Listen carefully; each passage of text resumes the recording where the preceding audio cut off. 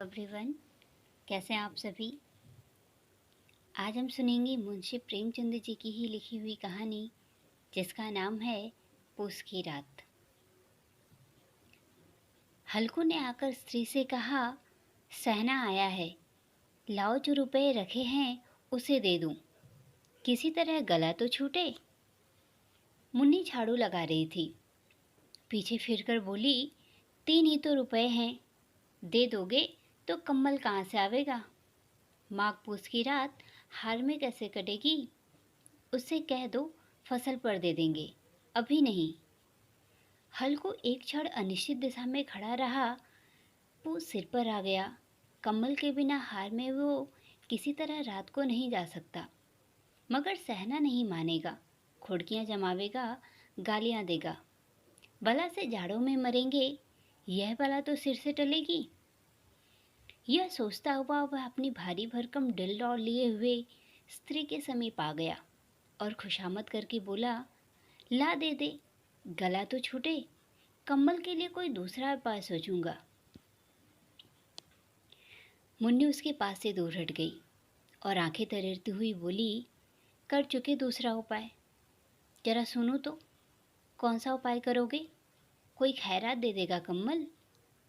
न जाने कितनी बाकी है जो किसी तरह चुकने का नाम ही नहीं लेती। मैं कहती हूँ, तुम छोड़ क्यों नहीं देते ये खेती। मर मर कर काम करो, उपज हो तो बाकी दे दो। चलो छुट्टी हुई, बाकी चुकाने के लिए ही तो हमारा जन्म हुआ है। पेट के लिए मजूरी करो, ऐसे खेती से बाज आए, मैं न रुपए दूंगी। हल्कू उदास होकर बोला, तो क्या गाली खाऊं।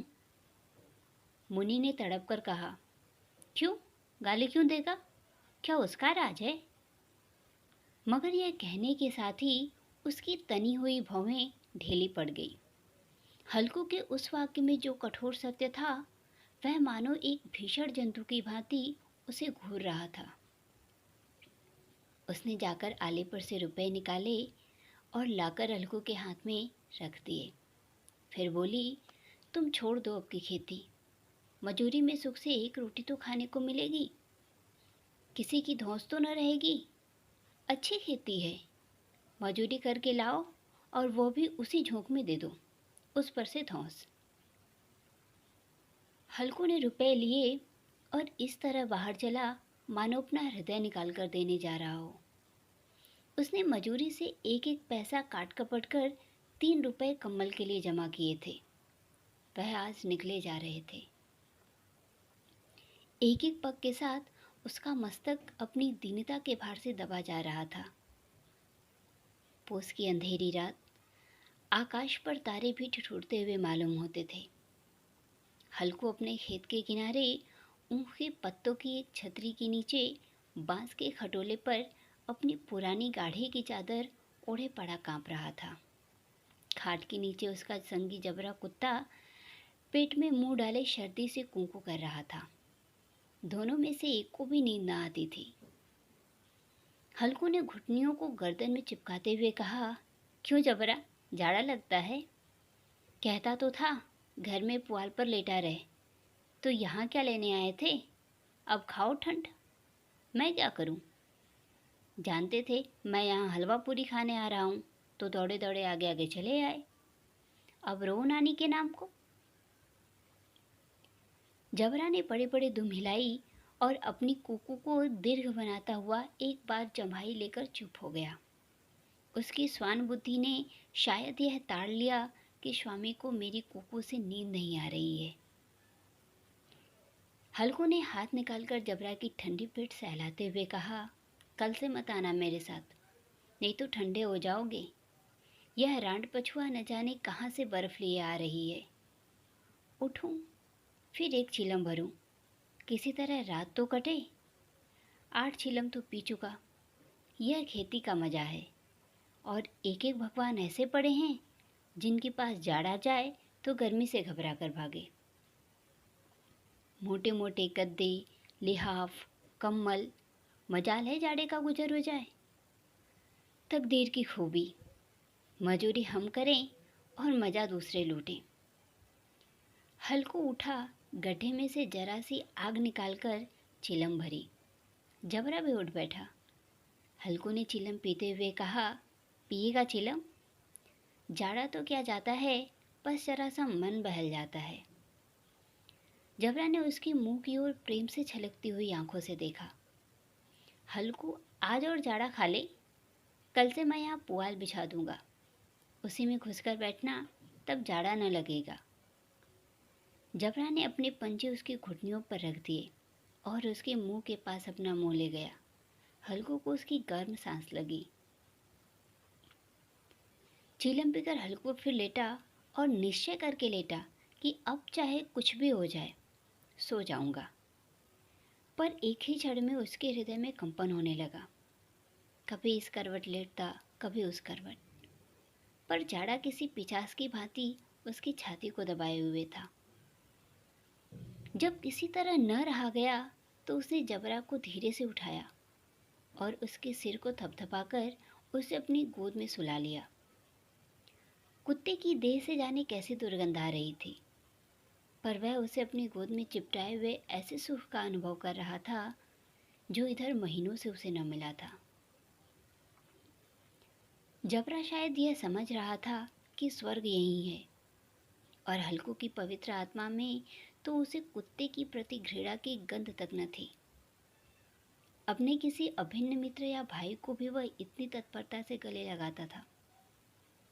वह अपनी दीनता से आहत न था जिसने आज उसे इस दशा को पहुंचा दिया। नहीं, इस अनोखी मैत्री ने जैसे उसकी आत्मा के सब द्वार खोल दिए थे और उनका एक एक अणु प्रकाश से चमक रहा था। सहसा जबरा ने किसी जानवर की आहट पाई। इस विशेष आत्मीयता ने उसमें एक नई स्फूर्ति पैदा कर दी थी जो हवा के ठंडे झोंकों को तुच्छ समझती थी। वह झपट कर उठा और छपरी से बाहर आकर भौंकने लगा। हल्कू ने उसे कई बार चुमकार कर बुलाया, पर वह उसके पास न आया। हार में चारों तरफ दौड़ दौड़ कर भौंकता रहा। एक क्षण के लिए आ भी जाता तो तुरंत दूसरे क्षण दौड़ पड़ता। कर्तव्य उसके हृदय में अरमान की भांति ही उछल रहा था। 1 घंटा और गुजर गया। रात ने शीत को हवा से धधकाना शुरू किया। हल्कू उठ बैठा और दोनों घुटनों को छाती से मिलाकर सिर को उसमें छिपा लिया। फिर भी ठंड कम न हुई। ऐसा जान पड़ता था सारा रक्त जम गया है। धमनियों में रक्त की जगह हिम बह रहा है। उसने झुककर आकाश की ओर देखा। अभी कितनी रात बाकी है। सप्तर्षि अभी आकाश में आधे भी नहीं चढ़े। ऊपर आ जाएंगे तब कहीं सवेरा होगा। अभी पहर से ऊपर रात है। हल्कू ने खेत से कोई एक गोली के टप्पे पर आमों का एक बाग था। पतझड़ शुरू हो गई थी, इसलिए बाग में पत्तियों का ढेर लगा हुआ था। हल्कू ने सोचा, चलकर पत्तियां बटोरूं और उन्हें जलाकर खूब तापूं। रात को कोई मुझे पत्तियां बटोरते देखे तो समझे कोई भूत है। कौन जाने कोई जानवर ही छिपा बैठा हो। मगर अब तो बैठे भी नहीं जाता। उसने पास के अरहर के खेत में जाकर कई पौधे उखाड़ लिए और उनका एक झाड़ू बनाकर हाथ में सुलगता हुआ उपला लिए बगीचे की तरफ चला। जबरा ने उसे आते हुए देखा तो पास आया और दो मिलाने लगा। हल्कू ने कहा, अब तो नहीं रहा जाता जबरू, चलो बगीचे में पत्तियां बटोर कर तापे, टाठे हो जाएंगे तो फिर आकर सोएंगे, अभी तो बहुत रात है। जबरा ने कोकू करके सहमति प्रकट की और आगे आगे बगीचे की तरफ चल दिया। बगीचे में खूब अंधेरा छाया हुआ था और अंधकार में निर्दय पवन पत्तियों को कुचलता हुआ चला जाता था। वृक्षों से ओश की बूंदें टप टप नीचे टपक रही थी। एकाएक एक झोंका मेहंदी के फूलों की खुशबू लिए आया। हल्कू ने कहा, कैसी अच्छी महक आई जबरू, तुम्हारी नाक में भी तो सुगंध आ रही है। जबरा को कहीं जमीन पर एक हड्डी पड़ी मिल गई थी, उसे चिचोड़ रहा था। हल्कू ने आग जमीन पर रख दी और पत्तियां बटोरने लगा। जरा सी देर में पत्तियों का ढेर लग गया। हाथ ठिठुरे जाते थे, नंगे पांव गले जाते थे और वह पत्तियों का पहाड़ खड़ा कर रहा था।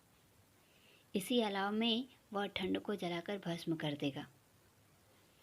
थोड़ी देर में अलाव जल उठा। उसकी लौ ऊपर वाले वृक्ष की पत्तियों को छू छू कर भागने लगी।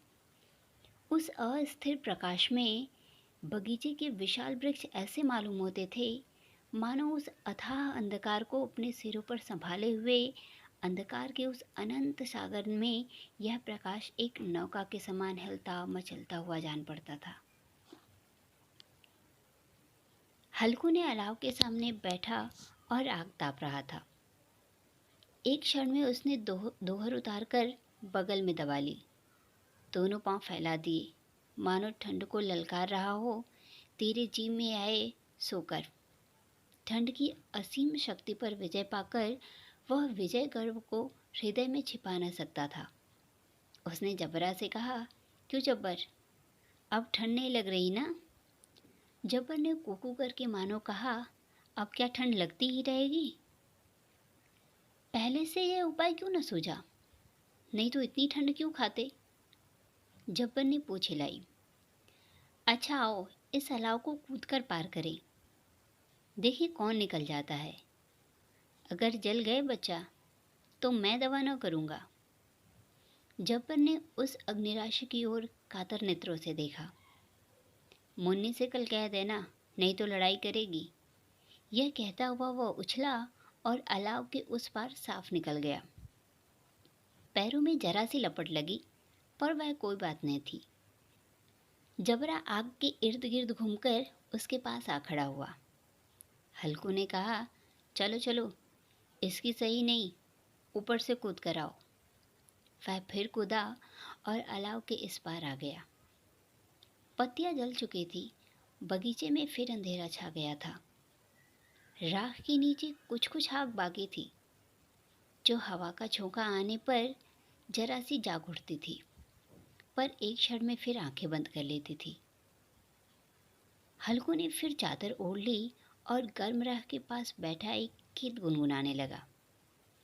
उसके बदन में गर्मी आ गई थी, पर ज्यों-ज्यों शीत बढ़ती जाती थी, उसे आलस से दबाए लेता था। जबरा जोर से भौंककर खेत की ओर भागा।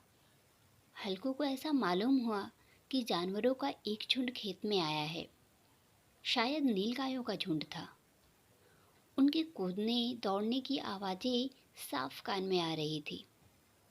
फिर ऐसा मालूम हुआ कि खेत में चर रही हैं। उनके चबाने की आवाज़ चर चर सुनाई देने लगी। उसने दिल में कहा, नहीं, जबरा के होते कोई जानवर खेत में नहीं आ सकता। नोच ही डाले, मुझे भ्रम हो रहा है। कहाँ, अब तो कुछ सुनाई नहीं देता। मुझे भी कैसा धोखा हुआ। उसने जोर से आवाज़ लगाई, जबरा। जबरा भूंकता रहा, उसके पास न आया। फिर खेत के चरे जाने की आहट मिली। अब वह अपने आप को धोखा न दे सका।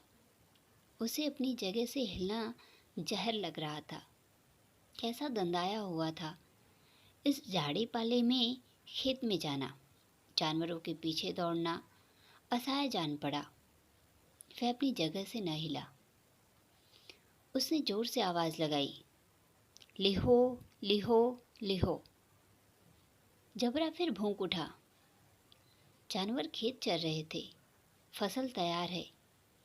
कैसी अच्छी खेती थी, पर ये दूसरे जानवर उसका सर्वनाश किए डालते हैं।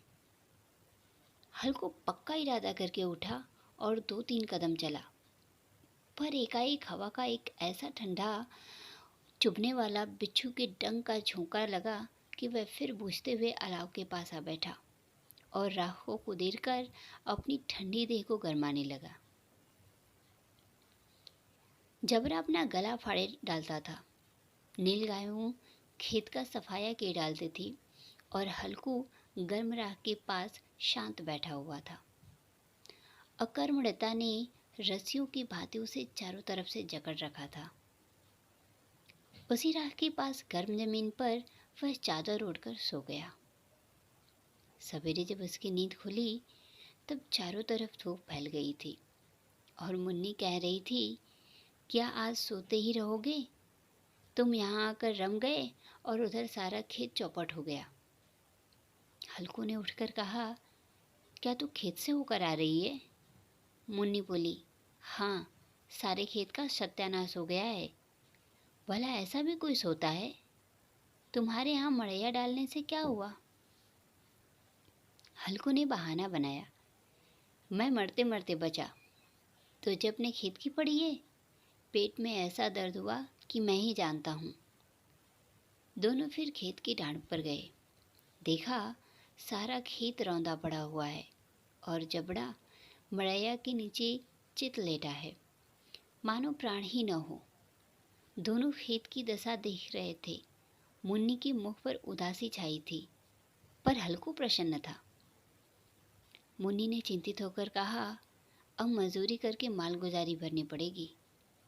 हल्कू ने प्रसन्न मुख से कहा, रात को ठंड में यहाँ सोना तो न पड़ेगा। मुंशी प्रेमचंद जी द्वारा लिखी हुई पूस की रात यह कहानी यहीं समाप्त होती है। अगर आपको यह कहानी पसंद आई हो तो इसे लाइक, शेयर और हाँ, मेरे चैनल को सब्सक्राइब ज़रूर करें। धन्यवाद।